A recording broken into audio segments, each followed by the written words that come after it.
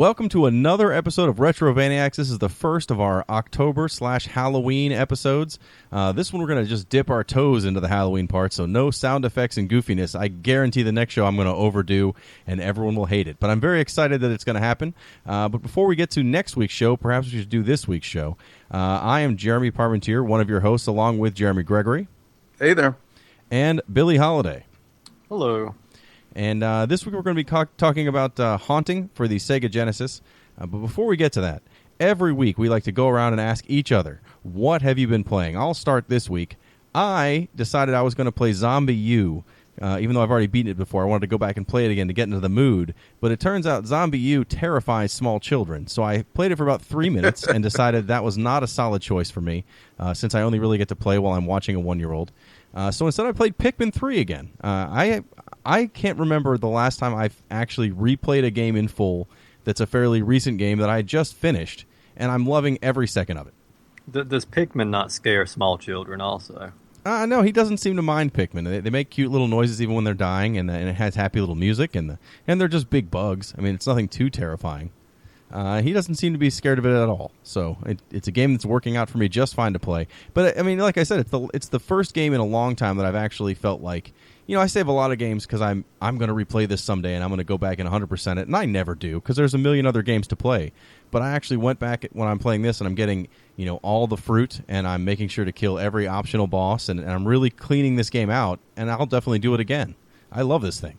I mean, what is it really? I mean, do you like RTS games in general? Because I tried, last Pikmin I played was on GameCube, and I'm not very good with RTS games in general. And I found myself having the same pitfalls with Pikmin that I did with, other stuff like StarCraft. I know it's a lot simpler than those games, but still, just the way that you have to use multiple units and stuff like that, I can never do that very well for very long because I have the attention span of, a 5-year-old.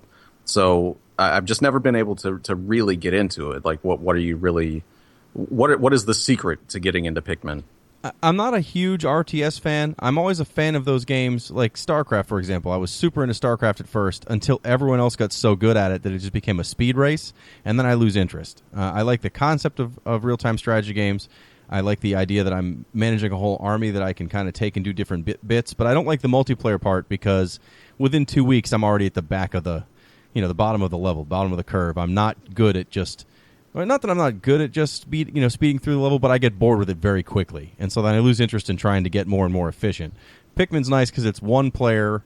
It has multiplayer, but then it's kind of a co-op multiplayer, and it's only one level at a time. It's not like you play through the whole game.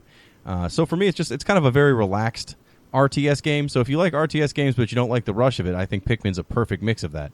But it's also just it is so simple as compared to, StarCraft or Warcraft or any of the more involved real-time strategy games. This is, you only really have 5 units to mess with, and especially at the beginning, you really only deal with 1 or 2 at a time. It's not until you get to the very end where you're trying to 100% it that you really need to use all 5 units.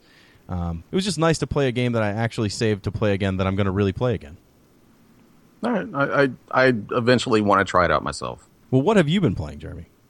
Oh, man. Well, since the last podcast, for the people that listen to it, I was on Xbox One back at the time. And since then, I've kind of got everything, or most things, back to where they should be. But I've still been playing Rare Replay on the Xbox One. And I know I was talking about Banjo-Kazooie and stuff like that, and I've still been playing that. But I was going through each game because you get an achievement for starting up each game, and I did that because I'm insane. But as you're going through these, I was like, I got to Blast Corps, and I never played that as a kid. I always saw it at the video store and was like, this kind of looks weird. It's this top-down thing. You play with like a bulldozer, and you're trying to make a path for this truck with a nuclear bomb attached to it, and it just, I never rented it, and so I just played it for a little bit on this Rare Replay collection, and man, is it fun. I'm actually legitimately mad that I never rented it as a kid because I would have loved this. It's just so. Did you guys play this game back in the day? I'm in the same spot as you. I saw it many times, but for whatever reason, I never gave it a shot. I had that. I actually had it on the 64. I only had a handful of Nintendo 64 games because I didn't own it. My brothers owned it. And one of the ones I had was Blast Corps. I got it as a free copy from the game store I worked at. They used to give us kind of once a month or once every couple months, I'd get a free game from the manager because they would get games to demo, and they were supposed to not give them out. But as long as they didn't sell them, they didn't really care what you did with them. And I got Blast Corps, and when I tried it at first, I thought it was a little repetitive and not really something I was into. Like, I thought it was a neat concept, but not really something that had a lot of staying power. But then I went on vacation with my family for the last time that I'll ever do so, as a child at least. I mean, I'm going to do it with my family as an adult, but then it's to take my kids on vacation. But this is the last family vacation we took where we were all just kids. I must have been 22, which is too old to go on a family vacation. And my brothers brought the 64, and I brought any games I had just in case I would have time sitting around. And about 3 days in on this week-long vacation, I got so sunburned and extremely hungover that the next full day I couldn't leave the house. I was dark red and, blistery, just a mess. I probably had sun poisoning, but I didn't know any better. So I sat in the house and I played Blast Corps all day long. And at some point, that game becomes incredible. You go to other planets, and the physics totally change around, even though you're still having the same sort of gameplay, where you're just sliding your car around into buildings, or by the time you go into space, into other mountains and other things that are on desolate planets. It's awesome. It's such a good game. I think it just doesn't... It takes long enough to get to where it gets interesting, but you can't just jump into those levels because they don't make any sense until you've really mastered the earlier controls. But I love that game, so I'm glad you gave it a shot. Yeah, and it's, even the early levels, none of them are very long, and it didn't seem like it was very hard, to get through in the first place. But it was still... It really kept my attention. It moves fast enough that I just kept wanting to play each level, or even going back to the previous level and trying it again. I think I really want to play through that game. It's far more fun than I ever figured it would be, and that's generally what I've been playing. Now, does N64 qualify as one of the systems we're covering? Yes. We stopped at... I believe what we were talking about was the PlayStation 2 and Xbox and GameCube. That was our cutoff point. We would not go further than the 64 and the PSX. Okay. Dreamcast was kind of in a gray area or something. Well, I can definitely add that to the list because I would love to play through that again. And I still have it on the N64, so even though I don't have an Xbox One and I was told explicitly I will not be getting anything new, that I can probably play it on the 64 and keep up with everybody else. So that's... I think that would be fun. It's such a great game, and like I said, I'm so pissed off I never played it back when I was a kid because it is... I would have absolutely loved it. It's so much fun. So, Billy, what were you playing since last time we talked? Well, not much has changed. A little Metal Gear Solid 5. But, however, this would be the last week that I will be saying that that's what I've been playing for the majority of the week because I concluded it. I picked up what I have believed to be all of the endings for it. And now I'm just going to probably venture back every now and then to play some of the optional missions and a little bit of the online. And I've been playing a lot of Destiny again, because I think I said the last podcast, they've actually made it a full, legitimately fun game now. So I've been playing a lot of that also. Now for Metal Gear Solid, now you beat it. I did. I've heard that a lot of people do not care for the story as it goes. So I'm still very early in the game myself. How did the story treat you? As someone, a fellow Metal Gear Solid player that has played through everything, for those early games, I mostly played through them for the story. But so far, I'm not seeing too much in Metal Gear Solid 5. And we had... I feel like I've been coaching Jeremy along, because he's almost thrown in the towel on this Metal Gear a few times. Because, 3 or like you 4 said, times. Yes, he plays for the story. But oddly enough, after really the opening kind of intro mission, it's very light on the story until you get maybe about halfway in. But then it really kicks in. And yeah, the ending, which I didn't have any troubles with, very polarizing it seems. Like a lot of people don't mind it and a lot of people hate it. I will say that I thought this altogether was probably one of the better Metal Gear games. And like any good Metal Gear game, by the time it was over, I was completely satisfied, yet totally unsatisfied. And that's the mark those games usually reach for. I think the biggest thing for me is that Snake's kind of a silent protagonist this time. I mean, he talks and stuff, especially like if you listen to the tapes, but generally he doesn't say, or he hasn't so far said too much through the story at all. And he doesn't really it doesn't really pick up too much as you go along. And the rumor online, of course, they brought Kiefer Sutherland fella in for this one, who does a good job when he's actually speaking on there. But a lot of people seem to speculate that he was too expensive to hire for a I guess longer amount of time. I don't know if that's true or not, because I figure they probably threw enough money at this game as it is. But yeah, Snake is surprisingly very quiet for most of this game, and he's usually a pretty chatty character. But even with the ending that might not be sufficient to most people, you still think as a whole it's a really solid Metal Gear. That's what I've heard from a lot of people, is they love the game itself. They like everything about it, but the story's just kind of there.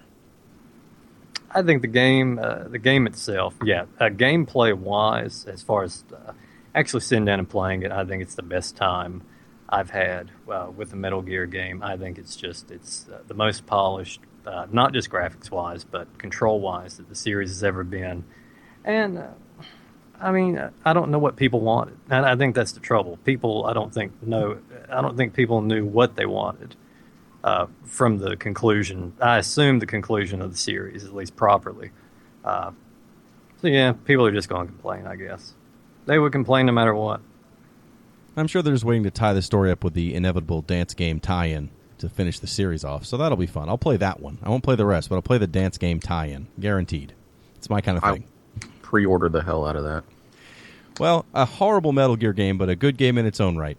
This week we are actually going to talk about Haunting starring Polterguy for the Sega Genesis.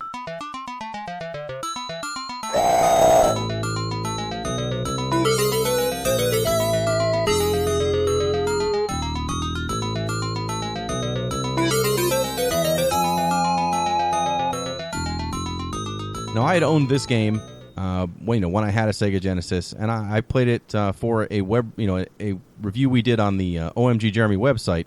I think so, or maybe for my own website before that. But either way, I had reviewed Haunting within the last 10, 15 years as one of those kind of forgotten, kind of weird games with a neat potential. So I'm very familiar with it. Did you guys play this before this 2-week period? I never got to play this when I was a kid. I believe I mentioned on the previous podcast that this was always at my video store when I didn't have a Genesis. And I would browse those Genesis shelves.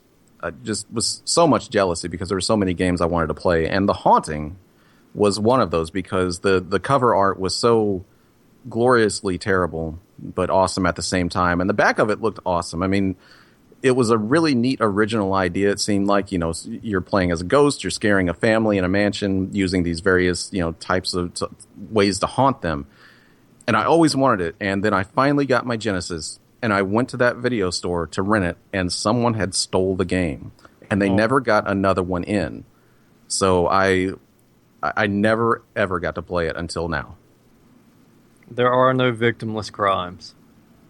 No, not at that video store. But I have encounters with this game as a child. I had rented it on 2 occasions. The first time I had progressed pretty far through, but I had to take it back before I could complete it. And the second time I rented it, I made it all the way to a certain point in the game where the game itself just became too incredibly frustrating for me, which I think we'll probably speak about this area in detail as we go along. So I never completed this game at the time, but I have plenty of knowledge over it. It's not one you quickly forget. Yeah, it's got a very interesting concept. Thinking back to the Sega Genesis time frame, even current games really, but it's not. It's kind of hard to say what it is. It's an isometric action game, sort of. You play as Polterguy, who is a ghost of essentially a Bart Simpson ripoff. Who has been killed by this family's negligence, the Sardini family, and so you've decided that your goal is to haunt them out of their houses. Pretty much that's the whole story of the game. In order to scare them, though, it's not like you can run in and scare them yourself. Beetlejuice style, you have to find a way to scare them, with objects around their house. So you'll be able to jump into, say, a couch and use some of your life meter, which is an ectoplasm meter, and it will make the couch do things like jump up and down while they sit next to it, or dartboards will have blood come out of the dartboard and like turn into an eyeball. There's a lot of neat little things. There's probably, I want to say, like 400 items in between the houses. There are 4 houses you go through, and scare each of the 4 family members out of all houses. So the first level is one house. You have all 4 family members. You got to scare all 4 of them out of the house. And once you do that, you get to go to the worst part of the game and then go to the next house after that. I think the game really has 2 pieces to it. The actual haunting piece in the house, and that's the interesting part, the part they show you in the back of the box, the part you want to play. And then they have this underworld piece that's kind of an action game, but is absolutely miserable, and I'm pretty sure that's what Billy was talking about earlier. That's what I'm talking about. As a kid, I thought that this was like, for some reason, I thought this was a basement level. But obviously, I assume this is hell, because that's what it is to play. The part in the mansion, or the houses, it's fun enough, and yeah, it's the part that, of course, the game is going to advertise. But once you get down to this hell level, the fun is gone. It's all gone. The fun has been scared out of this game.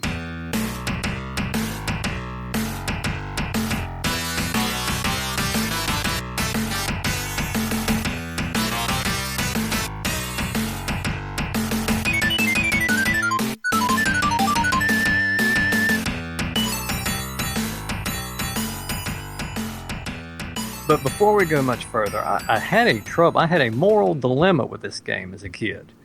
And I still recall it to this day. Now, you're going in, and yes, not the family themselves has caused your wrongful death, but just the father.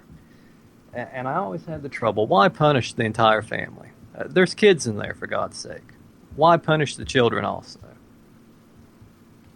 This kid is relentless. Like, he wants these people miserable for the rest of their lives. He doesn't just stop after he makes them run out of one house. Like, they go to the next one, he follows them, and all the way to the very end. Like, he just wants these people, scared shitless for the rest of their lives. I thought that was kind of crazy for this character. It's really weird. Well, I don't know why he would have to go through the extra houses. That's not really how Poltergeist seem to work, but it doesn't necessarily matter. The fun is in getting the people scared enough to run out of... So that the house will have, let's say, 6 rooms in it. And you'll have one member of the house in their bedroom or a living room or whatever, and you scare them out of the room by using different items, by possessing them.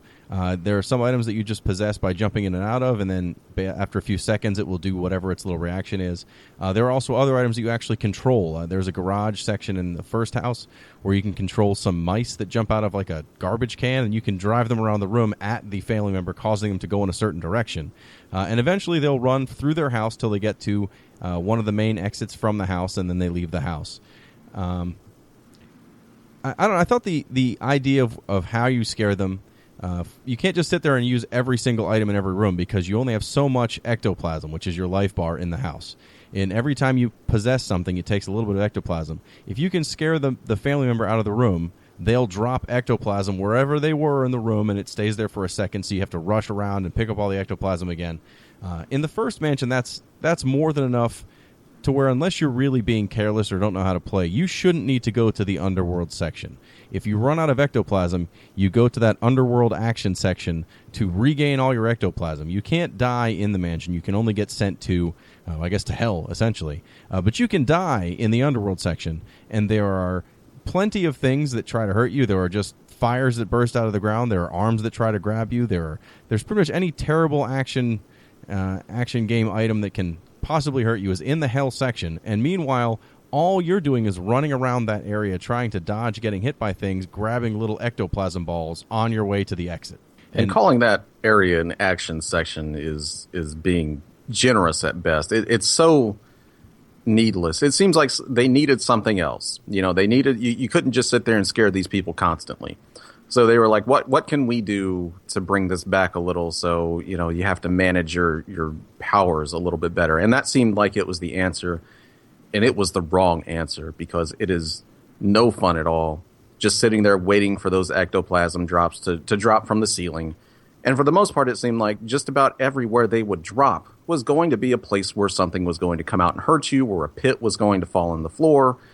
A lot of it seemed very cheap, and like you said, after you don't really deal with it too much during the first two mansions. It starts to pop up in the second mansion more than the first, but once you get to that third mansion, you're doing it a hell of a lot more than you ever want to do. And that was the point where I stopped the game.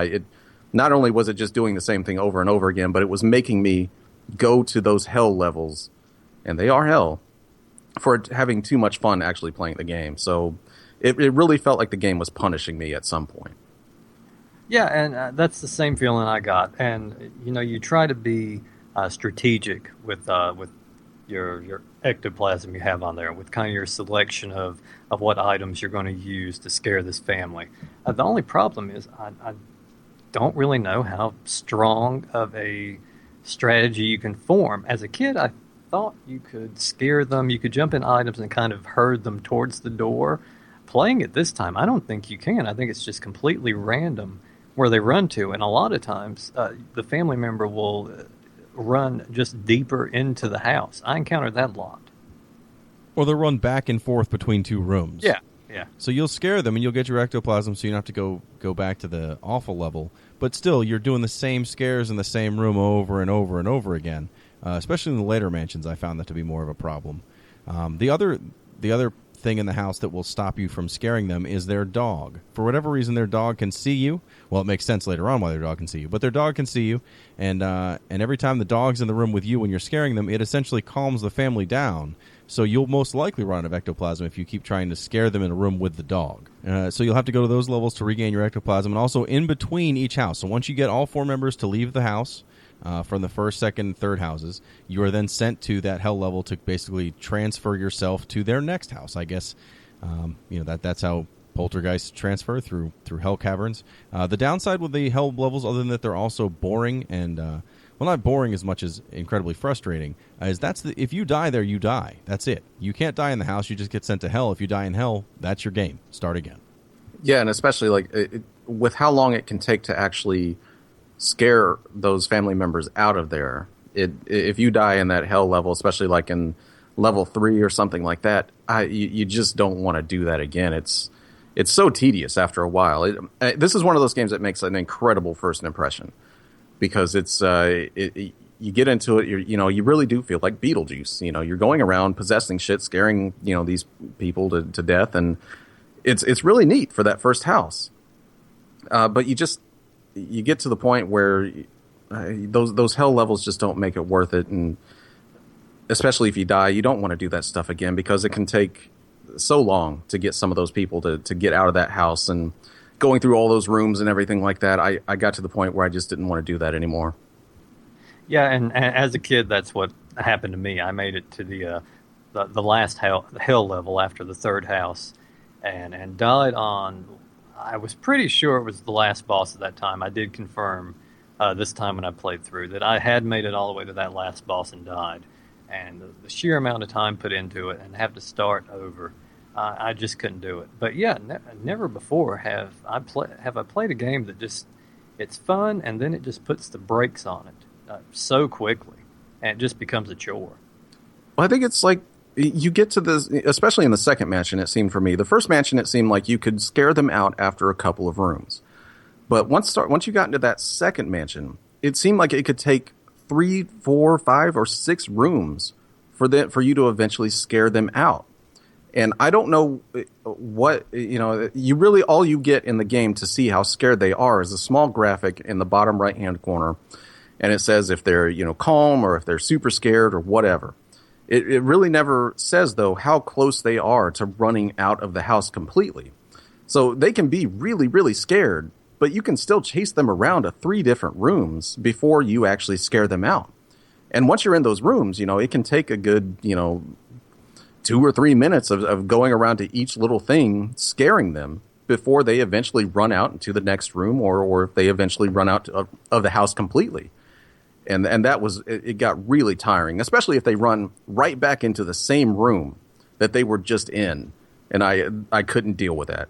Well, and also at the later levels, we mentioned that the dog is kind of the only danger in the house. But in the later mansions, actually, there are essentially green skull ecto beasts is what they're called, that will Yeah, I show saw up that. after a while. And they, along with getting in your way and causing problems, they really just soak up the ectoplasm that the family drops so that you can't refill yours, again, forcing you to go through the painful hell levels again to get I didn't back even to the know house. what those things were. I didn't Yeah. notice that they were actually sucking up the ectoplasm. I would see them, but I never actually knew what they were doing. Maybe it's because I didn't get very far, but I was just like, what the fuck is that thing? But usually I didn't see them until I soaked up the majority of the ectoplasm, so that's why I didn't notice. They basically fly over the ectoplasm and it vanishes. It doesn't have like a sucking up animation or any Right. time. They just kind of fly over it and it goes away. But there's in those later mansions, you don't get as much ectoplasm when you scare people out of the room. So you've really got to be efficient with how you're scaring them. I've actually never beaten it. I did make it to the last boss, and it's insanely hard, and it doesn't make any sense. It comes out of nowhere. And then I gave up and just watched a Let's Play because I wasn't going to play through that again. Even with save states, I thought, no, I don't care enough to play this over and over again to figure out how to beat this guy. Let me just watch it. And I'm glad I didn't waste my time on it. Billy, did you actually finish this time? Oh, I did. I made it actually to that third mansion pretty handily, and I made pretty good time on it, even though I felt like I played through the entire game, and I really don't have any strategy I could impart. I have no tips I could impart on anybody as far as what to do. But yeah, I got down to that hell level, and yeah, the save states all the way. There's no way I could have beat that last boss at the time all those years ago. You get a weapon of some sort. You get what only appears like a red grenade type thing, but you don't have. You can't determine the range. You can only throw it long range. So there's a lot of this weapon arcing over the enemies.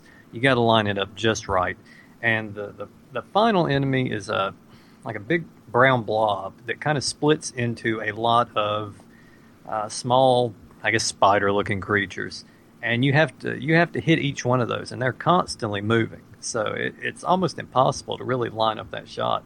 And I mean, it took several tries, a number of tries, and probably a lot longer than I spent on some of the mansions themselves to beat this last boss. I'm not quite sure how you do it on the actual console without the aid of save states. I mean, I think you would have played it to get good enough to get through those mansions and get through, to the last boss, and then just played through it enough to get, I don't know, to get good at it. But that's such a long playthrough. There's no passwords on this. There weren't any saves on this. This is a straight up turn it on, start from the beginning every time game. And I mean, you'd spend hours to get to that point just to die in literally 5 seconds before you could figure out what to do on that boss. That was I made it to him a couple times when I was playing this, years ago when I started this, when I wrote about it. But I never beat it, and at that point, I didn't think, I'll find an online playthrough for it. So I did this time, and yeah, even on the best playthrough, they probably spent 15 minutes on that last fight. That's way too long for a game that would force you to go through the entire game that doesn't have the same mechanics as that boss fight at all for that boss fight. I think this is the point in the podcast where you both sound crazy to me, because I didn't get to this point. And just imagining that there's a boss in this game is crazy talk. I think you're going to have to explain this a little bit better. I mean, does this just come out of nowhere? Is there a reason for this boss coming? Like, what exactly happens for a boss to appear in a game that has no right to have a boss at all? Sure. So after you scare the family out of their last house, the dog will still be in the house. You go into the room with the dog, and all of a sudden he turns into this giant demon. Because apparently that's why the dog was never afraid of you, because it was, I guess, also an undead demon of some sort. So then it takes you immediately to a hell level that you have to fight him in, where you get those grenades that Billy mentioned. That it's not even just that they only have one range, because they do only have one range, and it's pretty far. I mean, it's probably a good half of the screen when you throw it. But there's not there's not a target that shows where you would be throwing it to. So you're really just kind of blind throwing these grenades while you're getting attacked, from the get-go of the fight. It's not like it starts and it kind of gives you a clue on what to do. No, you start and hit the ground running, and if you're not ready to run, you get hit 4 or 5 times and you're done. And then you get to start over again at your first mansion. Awful. Wow. Keeping with the theme of games that we've played that have last bosses that have no reason to be in the games. Now let me speculate with me, if you will. How far do you think Polterguy, how far was he wanting to take it with his family? Would he have stopped after this third house? What was the goal? What do you think was his goal? Well, the only thing I can think of is that, and here's a spoiler. Sorry, everybody, for a spoiler on a game you're not going to play anyway. But God. After you beat the boss, Polterguy turns back into a regular human being for about 3 seconds, and then comically something large falls on his head and kills him and turns him back into Polterguy. So my only thought is that somehow, maybe in his Poltergeist handbook, it explains if you can right the wrong that caused your death, you get to go back to be a human being again. I don't know if it really necessarily matters, but I think he would have kept going until he could become a normal human boy again. I thought he was aiming for a big group suicide, maybe. Well, that would be a much darker ending. Was it ever specifically said? I didn't have the instruction booklet or I didn't read it or anything. But was it ever specifically mentioned that the Vito family here was responsible for Poltergeist's death? Yeah, it does, and in fact, in the game, it does. If you don't skip the cinemas, which I recommend skipping because they're long. Oh, I skipped all of them. Yeah, it does explain that he was killed by some. Was he hit by a truck or something? It was something that was really basic, but the Sardini family owns, the corporate empire Sardini. that kills. I said Vito. I'm sorry. Vito Sardini. Well, the first name was Vito, so same thing. I knew what you meant, and no one's gonna call us on that. I think we're good to go. But so it's kind of just a revenge story. It doesn't even need to make a lot of sense. Polterguy, like I said earlier, is kind of a Bart Simpson ghost character. He's got like a leather jacket and the spiky haircut like Bart had, and he says he's like a skateboarder kind of guy. I should have printed out some of the screens, but the screens in between each level where he talks about each thing that happens, where it'll be like, that was a bogus trip we just had, and you're like, ugh. It's very, very early 90s cool, but it kind of works for this game. He's totally got that early 90s character to him that it's basically just kind of like a Bart Simpson ripoff in Poltergeist form. But man, these days I kind of enjoy characters like that. It's something I miss. I know it's something I shouldn't, but man, I miss some really attitude-filled characters like that. Nobody's radical enough nowadays. This is true.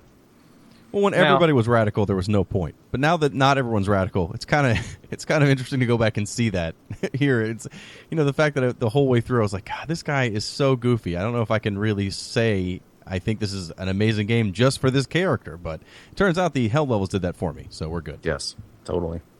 Now graphics wise, I thought this game for the Sega Genesis at least, I thought it looked pretty good. Nothing spectacular. But we're talking General Chaos level sound in this game. Just horrific. And good luck if you're going to insert some music from this game. Oh, you know it.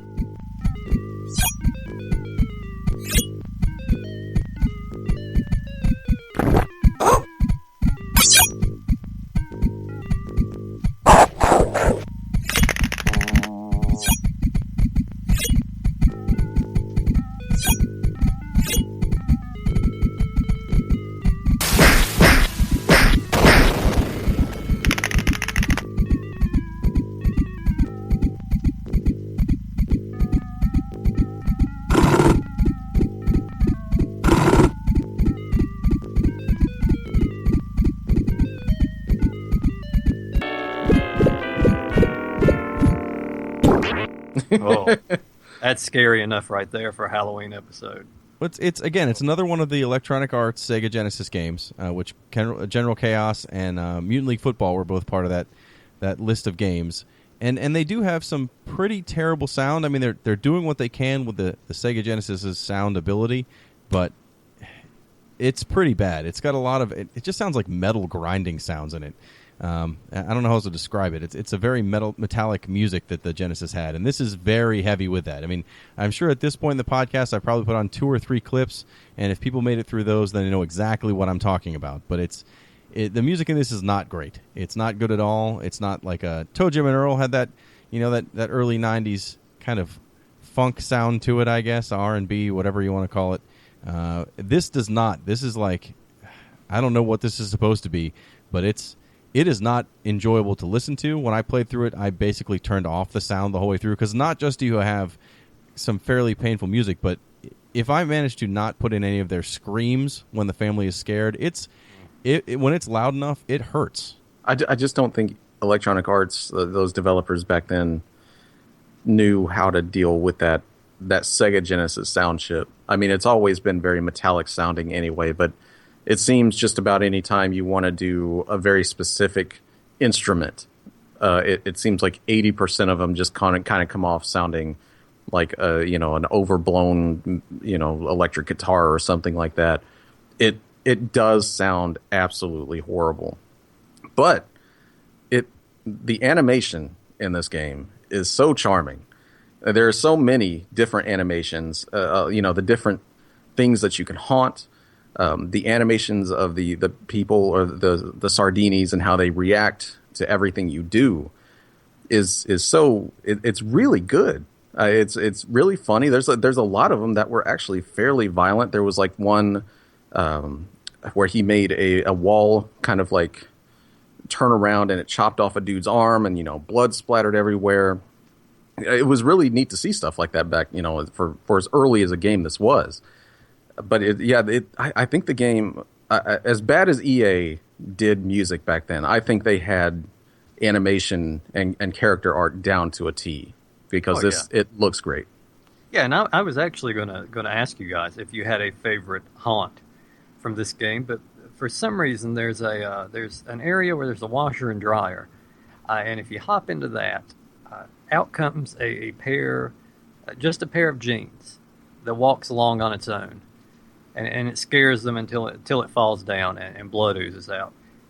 And I don't know what got into me at the time, but for some reason, when this pair of jeans jumped out, it was just the height of hilarity for me. I'm almost ashamed to admit how much I laughed at that scene. Did any of you have one that stood out?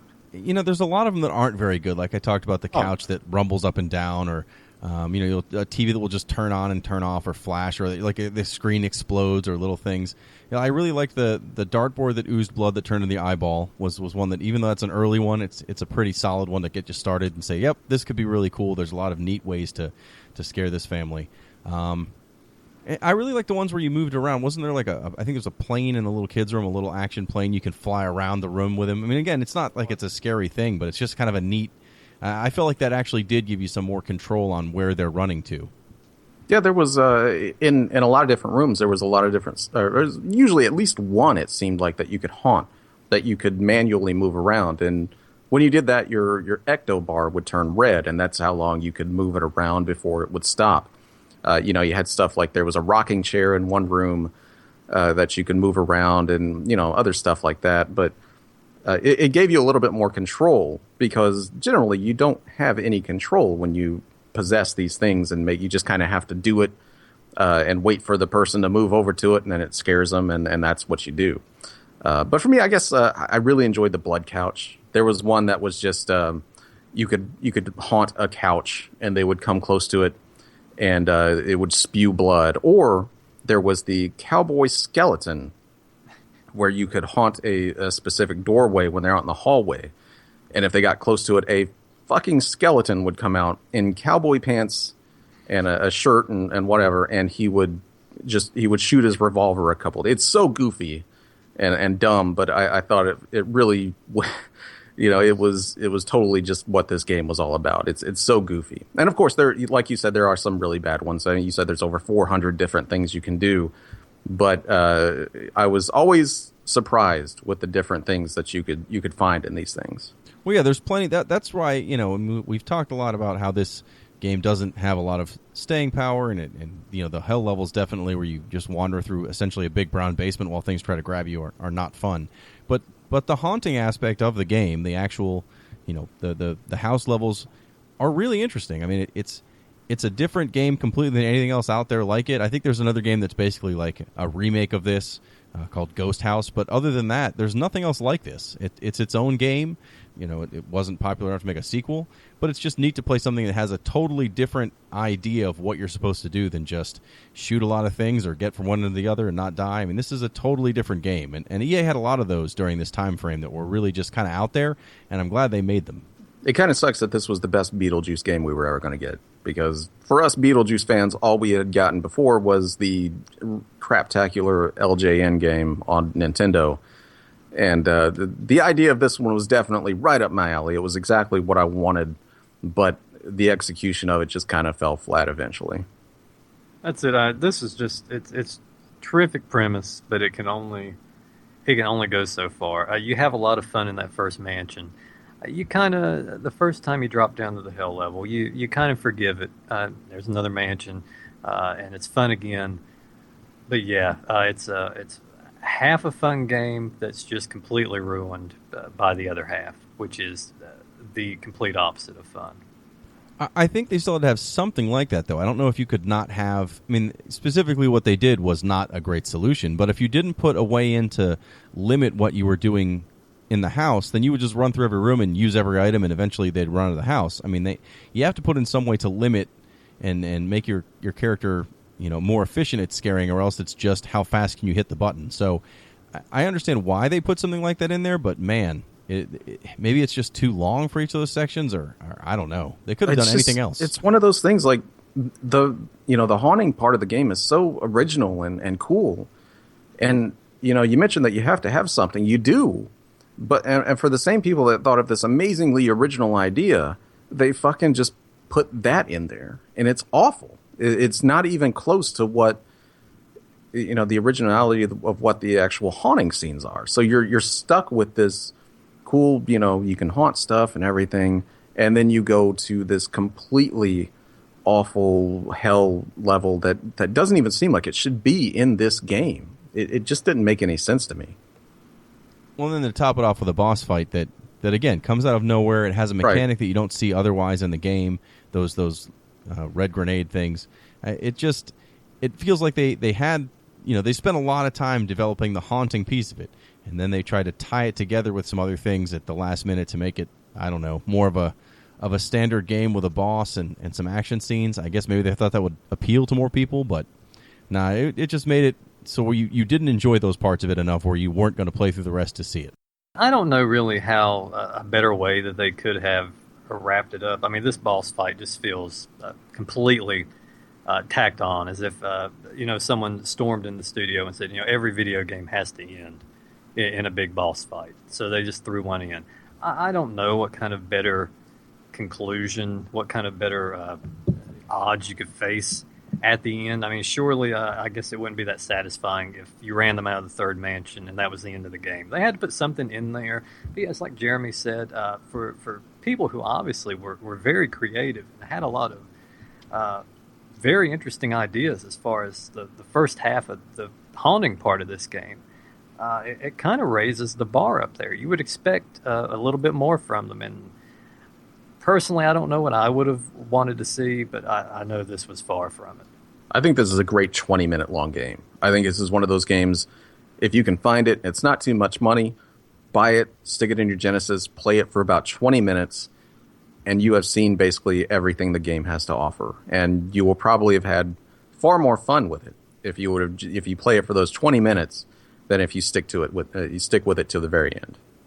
Well, also, I do want to mention, I didn't know this until I was doing my 5 minutes of research I do for this show, but this was also re-released in 2006 on a PSP collection called the EA Replay. It had this game, Road Rash, Mutant League Football, which we covered previously, and about 6 or 7 other games. I'd never heard of it, and honestly, at this point, that might be harder to find than just a copy of Haunting and a Genesis. That's the kind of thing, if I found this game on a compilation, like if, it's not a rare game, but if it was on that rare replay, this would be one of those ones where I think I would put a lot of time into it, because it is so different than anything else.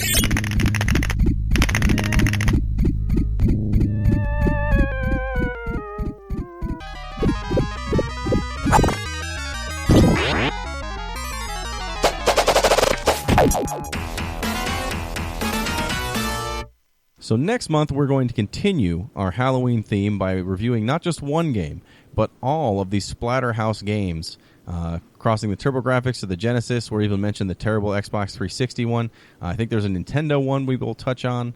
It should be an all Splatterhouse extravaganza. But before we end this week's episode, we have some listener mail.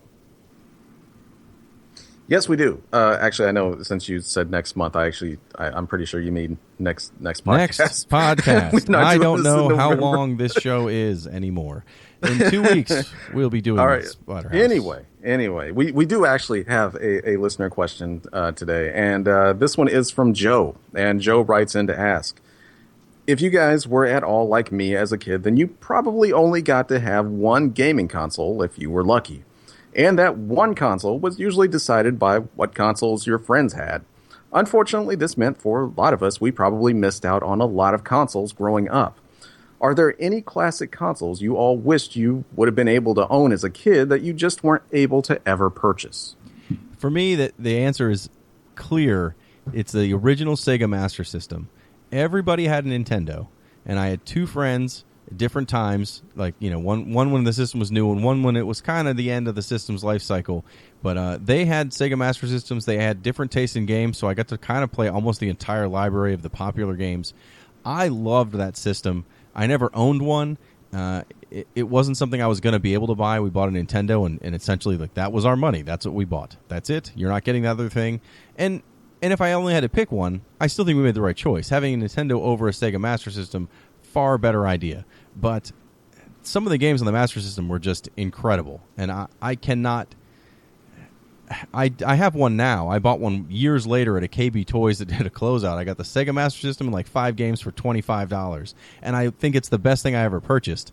But that was the system, especially when it was new, up until and including the Sega Genesis. That was the system I wish I would have had, and I never did. I guess for me, it would have been that TurboGrafx 16. I was lucky enough. I had picked up a Genesis. I picked up a Sega Genesis, and it just so happened that my father wanted a Super Nintendo. So our house ended up with both of them, which I can't complain about that. Clearly, I was better off with the Super Nintendo and a Genesis more so than the TurboGrafx looking back. But at the time, I knew one kid who had a TurboGrafx 16, and I don't even know where he got it from, because I can never find it out in the stores. I can never find the console itself. I could find maybe a handful of games, never the console. And I probably would not have been allowed to purchase such a thing anyhow. But I was just always so envious, because every time I came over to this kid's house, he was playing Bonk's Adventure.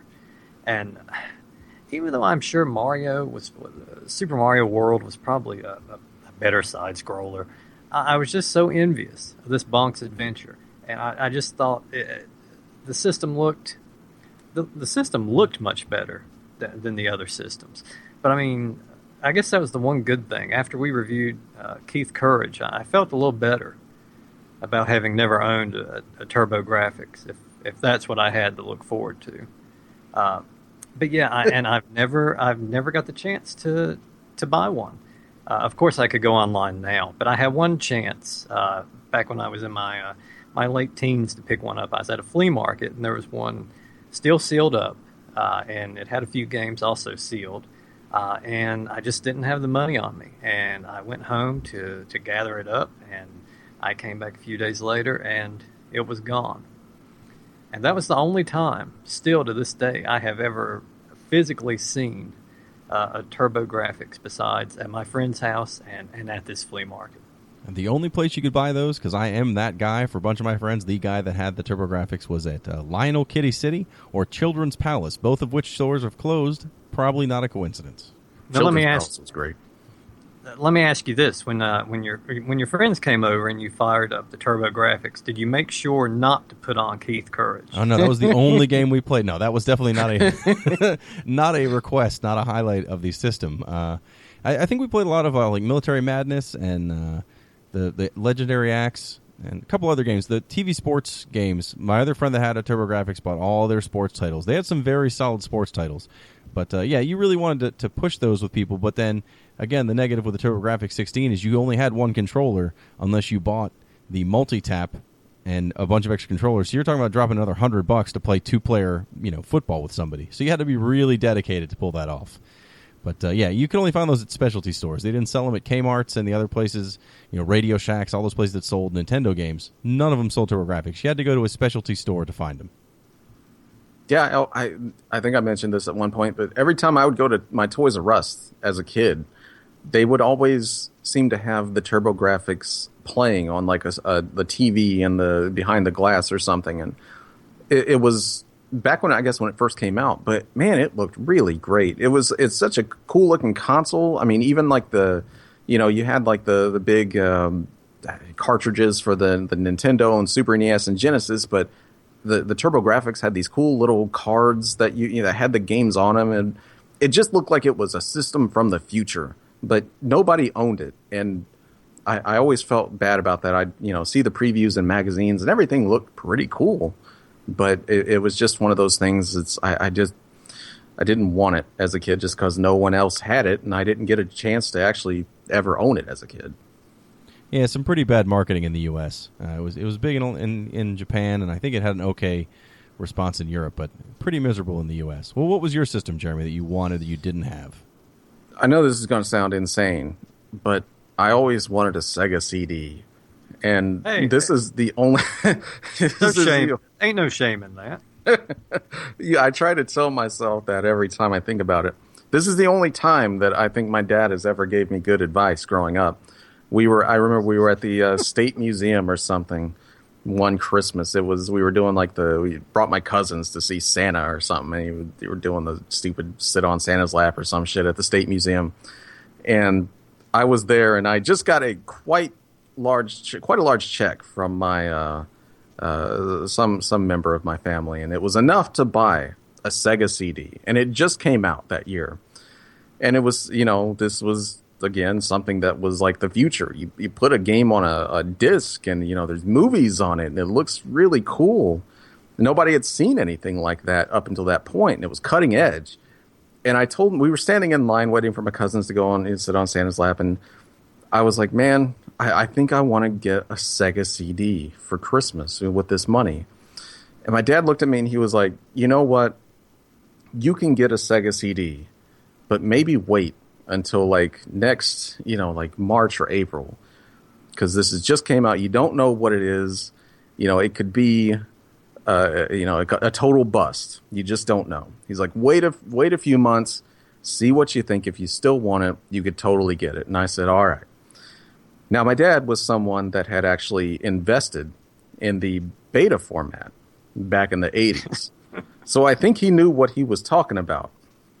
And I never realized this until later, but he steered me away from a system that I probably would have ended up hating in the long run.